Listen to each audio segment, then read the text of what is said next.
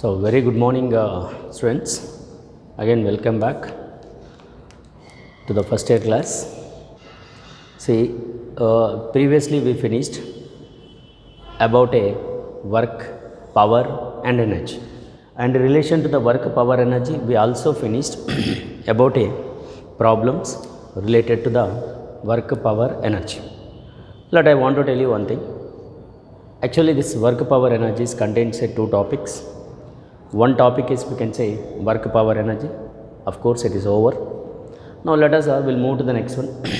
In that second part, it is a collision. In a work, power, energy only, it is a one collision. Sir, what is actually mean by collision? So remember, I'll tell you one thing. For the collision cases, suppose you take two bodies which are moving along the same directions. I'll tell you, there is a condition will be like this. Let us consider a body of mass is m1 and another body of mass is m2. See, which are moving along the same direction. The two bodies are moving along the same direction with velocities, you say u1 and u2, right? Here there is a condition, I'll tell you. u1 is greater than u2. Very simple. u1 greater than u2. Therefore, that this first body, m1 mass of first body, definitely it catches the second body, because the speed is, or the velocity of a first body is greater than the second body. So when the two bodies are moving in the same straight line, therefore they collide because of the speeds. First body speed is more than the second body, and that are moving in the same direction, and therefore when they collides at the point of collision, simple, at the point of collision, there is a strong physical interaction is acting. Because of the strong physical interaction is acting between the bodies or among the bodies, and they are involving, because of the collision, they are involving, because that the two bodies are exchanging their momentus.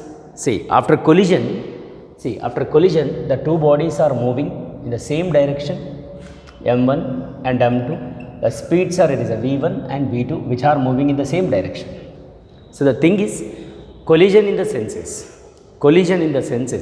when the two bodies are moving, or when there is a strong physical interaction, when there is a strong physical interaction is acting among the bodies, when there is a strong physical interaction is acting among the bodies, involving, the two bodies are involving at the point of impact.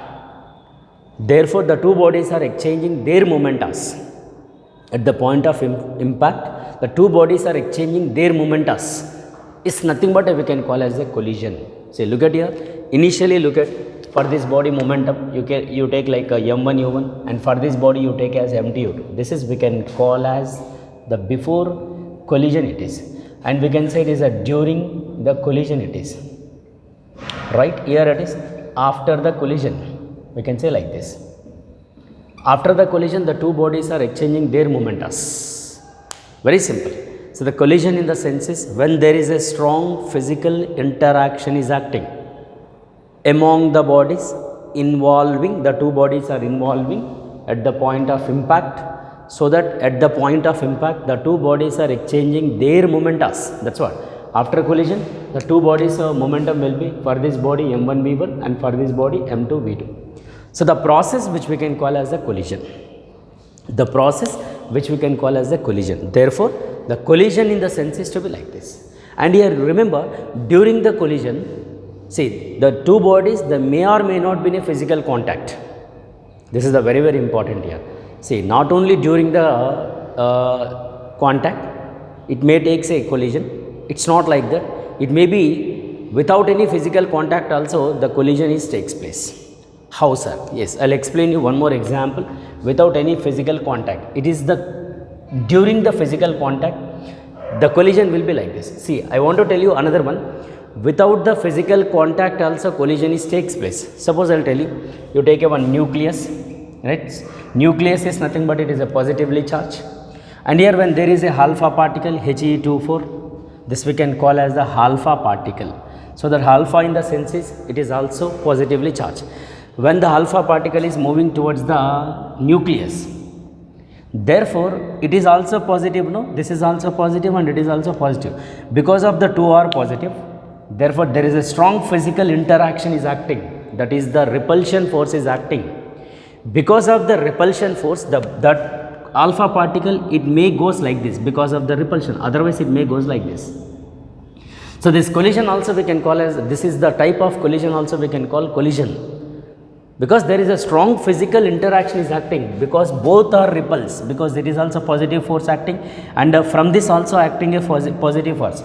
Therefore, the two positive charges are acting opposite each other, therefore, that may takes a collides, that is takes a collision without any physical contact. Here actually in this above case there are two bodies are in contact, physically in contact, but in this case there are the two bodies are not in physical contact, then also the collision is takes place. This type of collision also we can call the collision. See, we can say during the collision, the bodies are may or may not be in a physical contact. So, for the physical contact, you take this example. For not in contact, you take this example. Because there is a positive charge and here also positive. Because the alpha particle is nothing but a completely positive nucleus. And here this nucleus is the other nucleus. That alpha particle is bombarding with the positive nucleus. Or alpha particle is bombarded with the nucleus. Therefore, when there is a strong physical interaction is acting among the nucleus and the alpha particle, that's what alpha particle is repulsed like this. This is also we can say collision. That's what we can say during the collision, the particles may or may not be in a physical contact. I'll tell you physical contact, you take a billiard balls. You know snooker game, in that snooker game the balls are there, no? So, when the stick, you take a stick and it is collide with the one ball, therefore, the ball will goes and it is collides another ball. So, this type of that type of collision we can say physically in contact, and this type of collision we can call as a physical, without any physical contact also there is a collision is takes place. So, like this we can call as the collisions. Collision in the sense is, that is to be we can say there is a strong physical interaction is acting among the bodies involving, the two bodies are involving at the point of impact, the two bodies are exchanging their momentas. After the collision, the momentum will be m1v1 and m2v2. Here also before collision m1u1 and m2u2. See, this is about a collision. And here actually see the types of collisions are there based on their direction. So, based on their direction we have the collision types. One we can say head-on collision, one dimensional head-on collision is take as the types of collisions. See, types of collision, that is the based on the direction it is. On the basis of direction there are two types of collisions we can say. One collision, here it is we can call one dimension or 1D, or we can also call head-on one dimensional collision we can call as one dimensional collision, head-on one dimensional collision. And second we can say oblique, oblique, oblique collision. See, it is based on their direction I am telling, because again we have other types of collisions also is there. So, that here based on the direction there are two types of collisions are there. One we can say one dimensional or head-on collision, and another one we can say oblique collision. Sir, what is one dimension? So, the one dimension is nothing but a very simple statement. Before and after the collision, the two bodies should be in the same straight line. This we can also call as a linear collision, because before and after the collision the two bodies should be in the same line.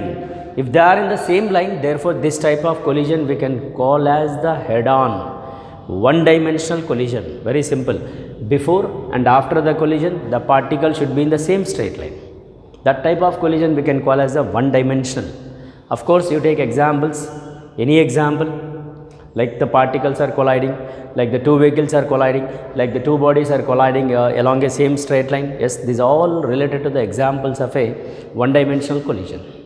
And coming to the oblique collision, see, oblique in the sense is before and after the collision the two bodies should be in the same plane. Before and after the collision the two bodies should be in the same plane. If they are in the same plane, the collision which we can call as the oblique collision. The best example, snooker game. In that game what happens, the balls will be in the same plane. After collision and before collision the balls are in the same plane. So, that we can call as a oblique, or we can also call as a two dimension it is. Yes, we can also take as a two dimension. Very simple. See, one is one dimension and another one we can say oblique or two dimension. See, the thing is one dimension in the sense is before and after the collision the two bodies are in the same plane, and two dimension in the sense is or oblique collision in the sense is that we can say after the collision and before the collision the bodies are in the same plane, that is in the same straight line and it is in the same plane. So, this is based on their direction.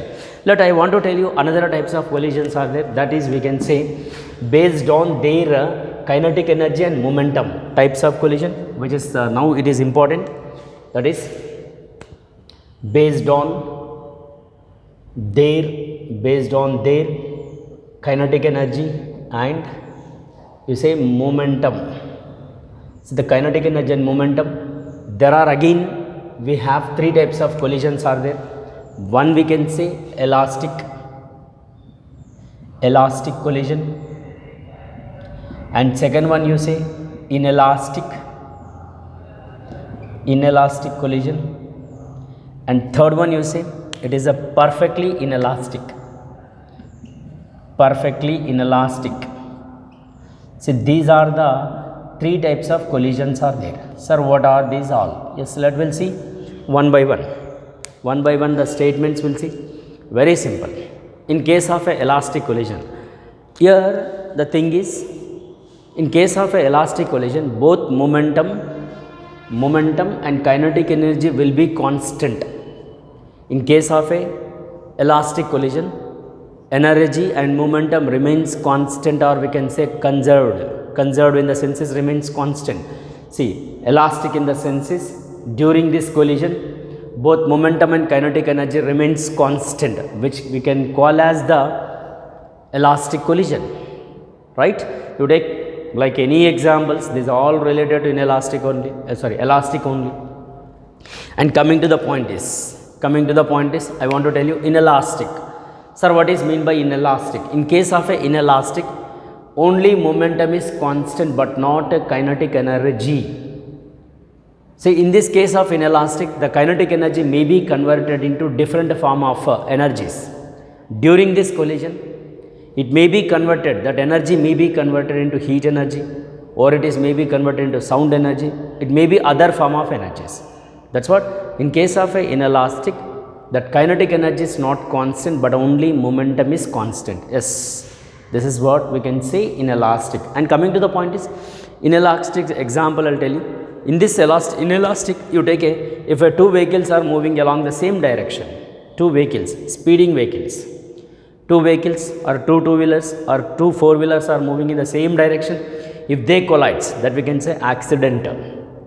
See, if they are collides, there it is to be, when there it is to be, I mean to say collision takes place, in that situation, the energy may be converted into, there will get the sound because of the collision, and because of the collision we may get the heat energy. That's what we can say, when two vehicles are moving in the same direction, in that situation the energy will be converted into different form. That is, we can say kinetic energy is converted into heat energy, or we can say other form of energies. That's what inelastic, only momentum is constant. You say here you want to write here, in this situation only momentum is constant, not the kinetic energy. The kinetic energy may be changes to different forms. And here elastic is nothing but both momentum and kinetic energies are constant. Of course it is. This is the elastic collision.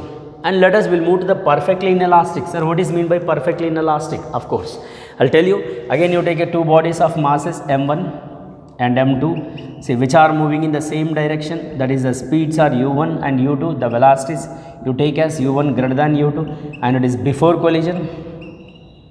And here, during the collision, the two bodies are collides, and after the collision, the two bodies, it is to be m1 and m2. After the collision, the two bodies stick together. That is the collision, we can say perfectly. The two bodies are collides and they stick together and move with the same velocity, common velocity.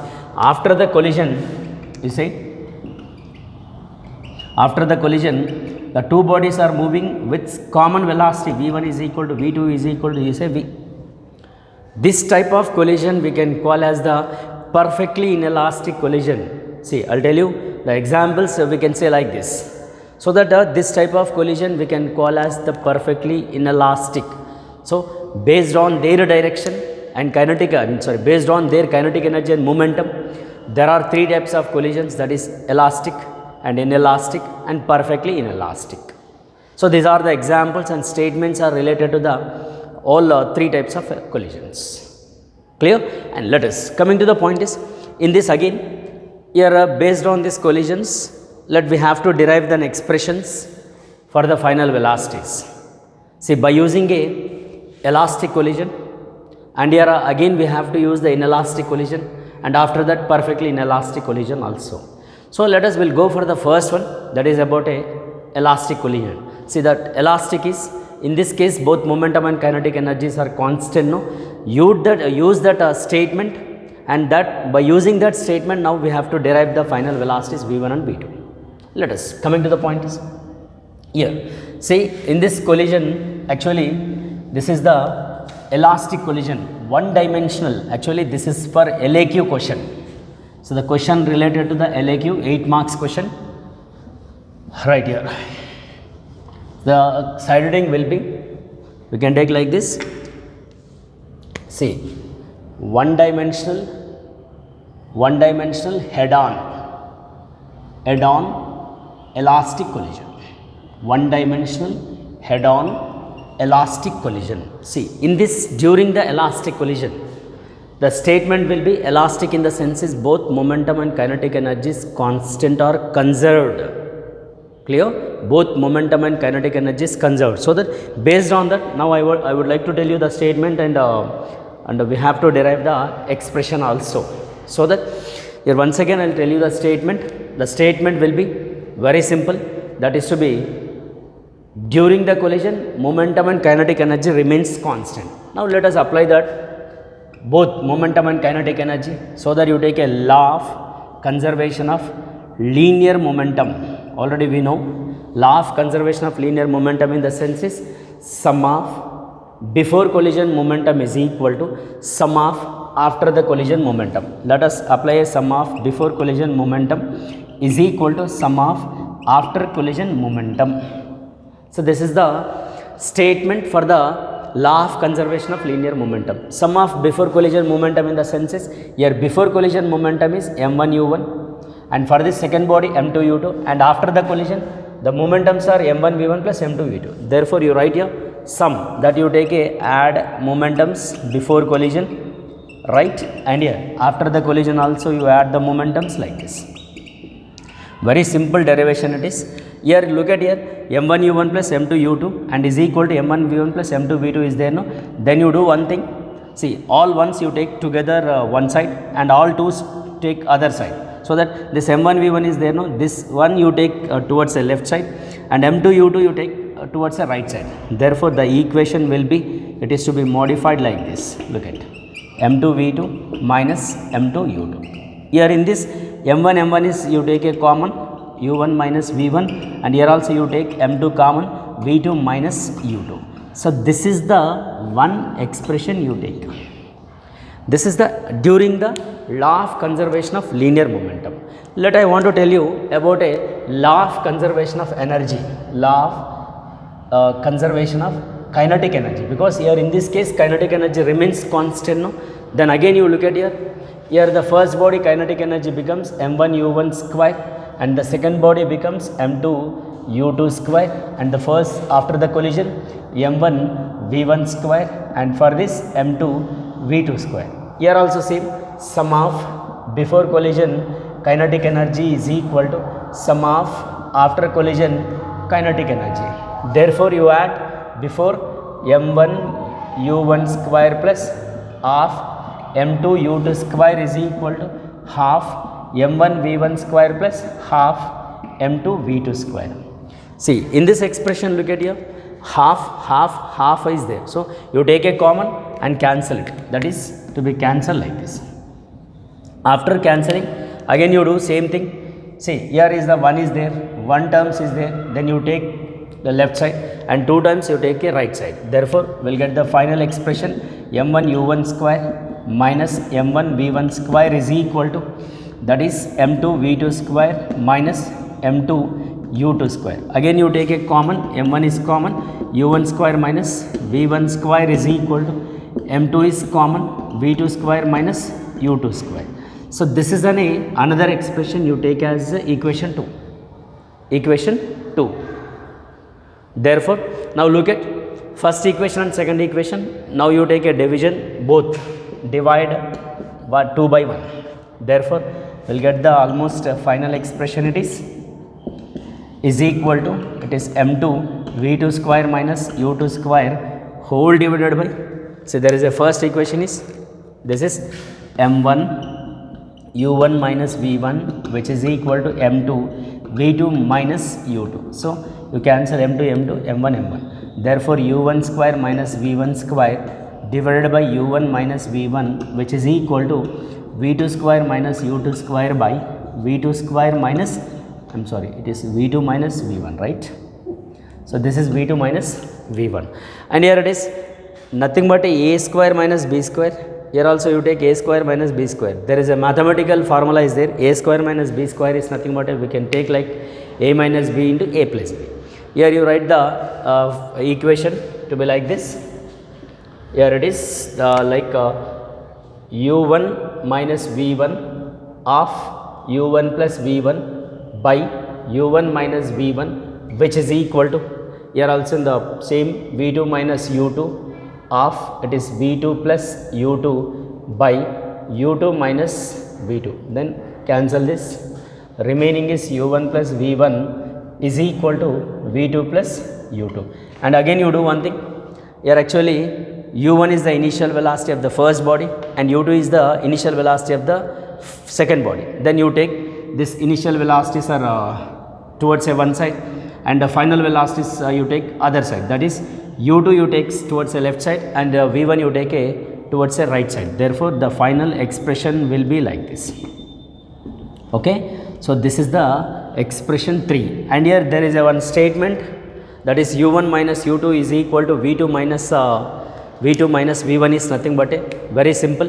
Here u1, this body is actually approaching the second body before collision and is equal to this after the collision the two bodies are separating, that is v2 is the second body velocity and here v1 is the first body velocity. Therefore according to this expression, the relative velocity, see the relative velocity before collision approach is equal to the relative velocity after the collision separation.